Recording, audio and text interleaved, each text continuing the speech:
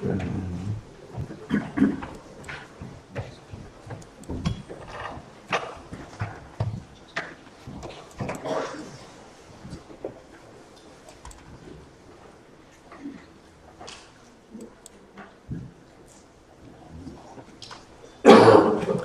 morning, everyone. Once again, I'd like to salute the determination of the organizers who have worked, at least in the last 2 years, without fear, without hesitation, to hold this conference. This spirit I like and admire. It is Palestinianism. We never give up.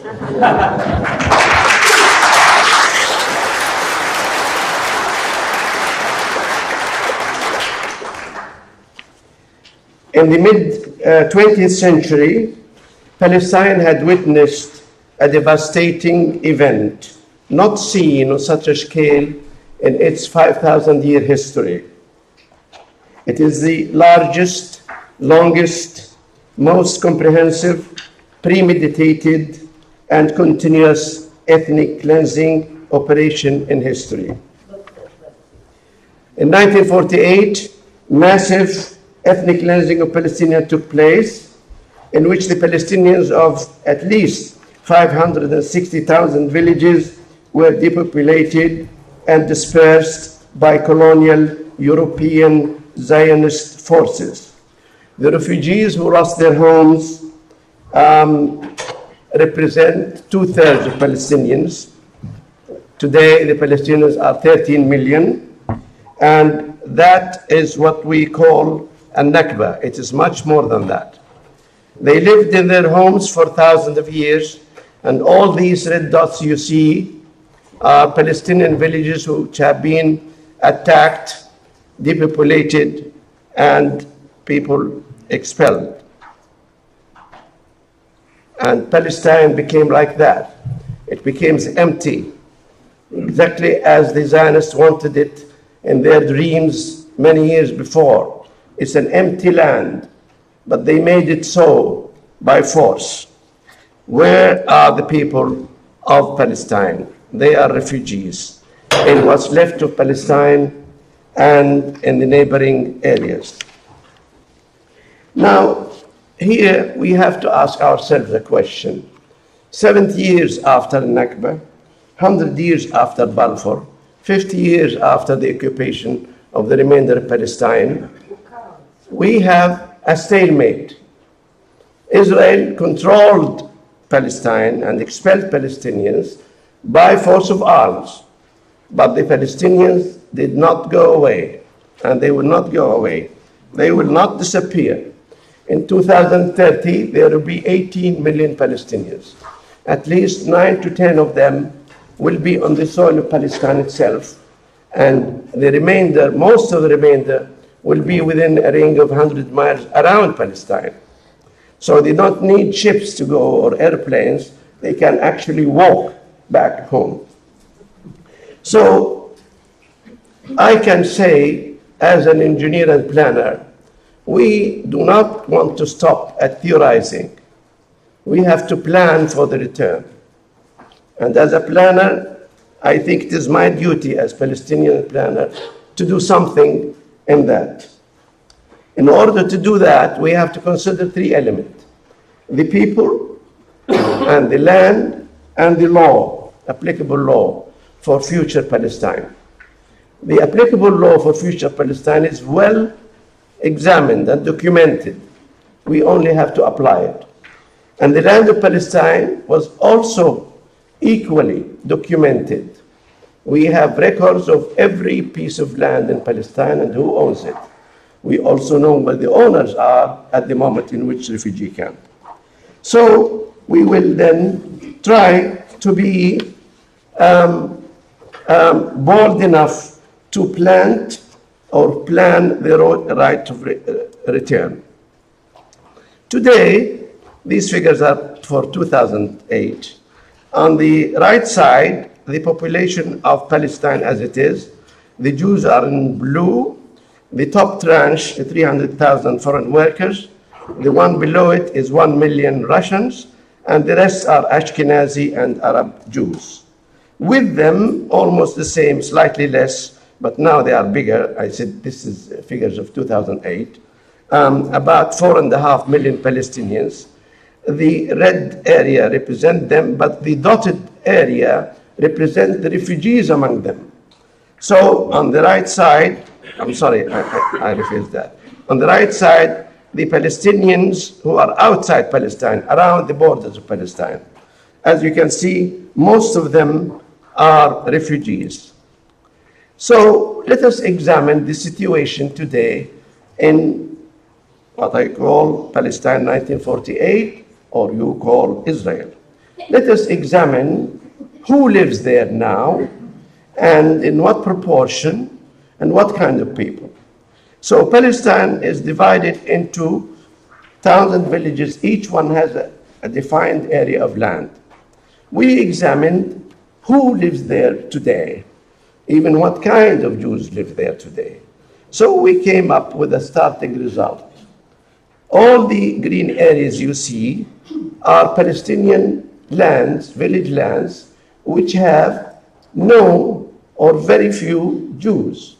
I have the figures, 472, no Jews at all, and 400, slightly less than that, with few Jews, less than 5,000. Strange result. So actually there's nobody there to prevent the massive return of the refugees, or all the refugees. Then this blue area you see are the Jewish-owned areas during the British Mandate. That's what they owned according to the British Mandate, which amounts to about 6% of Palestine. Then we can examine also the location and the area of the cities. Cities shown here in brown are mostly on the coastline are mixed, but inland they are not mixed. So that's the picture. Then who then occupies the refugees' land? I can add one area here. You can see it slightly with dots. This is the area in which the Jews are a majority on what previously was refugee land. All right. So then we ask a simple question. Where are the Jews today are living? Here is a proportional size of circles where the Jews live today. As you can see, mostly around Tel Aviv, and in Jerusalem, and in Haifa. There are 3 Arab cities, Palestinian cities, which are now wholly Jewish, namely Al-Majdal, your town, and Asdod, which became a port, and Beersheba right down in the south. These are the only Palestinian cities which became wholly Jewish. Then can we then ask whether the Palestinians can return to their homes? Yes, they do. These are red dots. As you can see, there is very little conflict between the returning Palestinians and the existing population today, assuming that the population or existing today have a right to take over some land. Now, let us look more closely at this. This is the mostly dense area between Jerusalem and Tel Aviv. And here is again the population, Jewish population, shown in the same blue circles. And the little tiny dots in blue, these are the kibbutz. And you can see sometimes the village lands shown in faint line are totally empty. Sometimes they have one kibbutz or two. Kibbutz usually about 300 people or 400 people. So the Palestinians then can return. As you see, they can return only to their original areas with very little conflict. Now, we can go even to the south of this area, which is east of Gaza Strip. You can see Gaza Strip on the left side. Gaza Strip, as you know, is very heavily populated. 7,000 people per square kilometers. They were depopulated from 247 villages south of Palestine, in the southern Palestine, and crammed into 1% of area of Palestine. 7,000 people per square kilometers. The people who took their land on the east have a density of 7 persons per square kilometers, 1,000 times less. 7. So actually, people in Gaza, they can walk east and go to their homes. I'll have to rush. Okay, all right. So we can even plan the return of the refugees. These are the depopulated villages. The the green area are in Gaza and the brown are in Jordan. So we can bring them back easily. We know where they come from. Very easy. I mean, at least in plan and theory. The same thing in Galilee. Already all the pink areas are Palestinians, and the Jews who live there are in blue, and the refugees, if they return from Syria and Lebanon, will hardly make an effect on Galilee. They are there, they are darker red area. And of course, we can also bring them back home easily from Syria and Lebanon. The plan of this is very straightforward. For example, here are all the refugees, top line. At that time, they were 4.6 million. And then when the refugees from Gaza return, they are reduced to half, 2,800. And then if they go down back from Jordan, we are left with only 530,000 refugees from Syria and Lebanon. And that can come in 4 or 5 steps, which are very straightforward. Then we hear from people who support Israel and so on. What about the Jews who are there? Let us look closely where they live. I gave you a general idea. Of course, the most difficult area is around Tel Aviv. It's very crowded. Here it is showing the blue in the Jewish areas, and the colored green are Palestinians who live there. What we can do actually is examine that in detail. We can actually have all the Jews in Tel Aviv area and Jaffa in cantons. These cantons contain a very large number, almost 3/4 of the Jews. And you can see here a little black area. I have added this to link the cantons which are made here of a number of cases. We then can repeat that for Haifa. I'll show you here the very important addition. What I showed you just now is my suggestion of the cantons which contain the majority of Jews. When I added this second slide, it shows the built-up area today. Did they build up over Palestinian villages or not? You can see mostly they built up area, with few exceptions, in this crowded area, on what was called Jewish land. So the built-up area over Palestinian land is very limited. Now, we can do the same for Haifa and this canton, which contains a large number of Jews. Yeah, 2 minutes, yes. The built-up area is like that. But we cannot only stop there. These are the kibbutz cantons. There are only 4 of them. They are already living there. But that's the side of the Jews. What about Palestinians? Where would they go? I mean, when they go back. Here is a nice picture, satellite picture, of a satellite picture of what's called the Israeli countryside. This picture contains a war crime. This picture contains a grave of a village.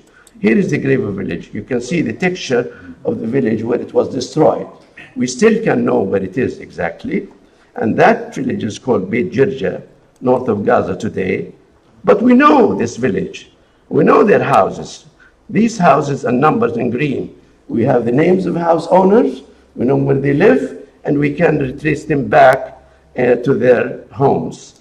Now, we can do the same experiment for other Palestinian villages, Zirat in Haifa, Farah in Safad, Majd al-Yaba in Ramla, and so on. You can always see that 85% of village sites are still empty.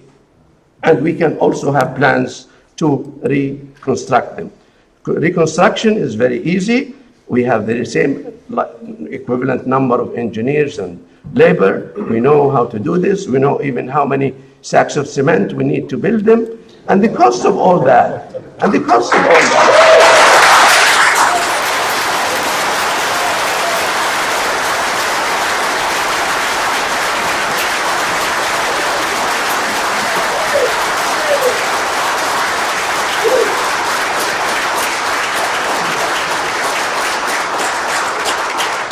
cost of all that, ladies and gentlemen, is much less than the aid given by United States to Israel.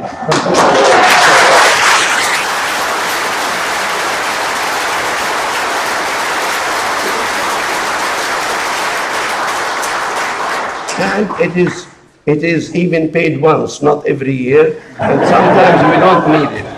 And I conclude by saying there is no moral reason, there is no legal reason, there is no demographic reason, there is no geographical reason, there is no historical reason, there is no logistical reason that Palestinians cannot go home. There is only one, that is apartheid Israel, and it must be abolished, this policy of apartheid and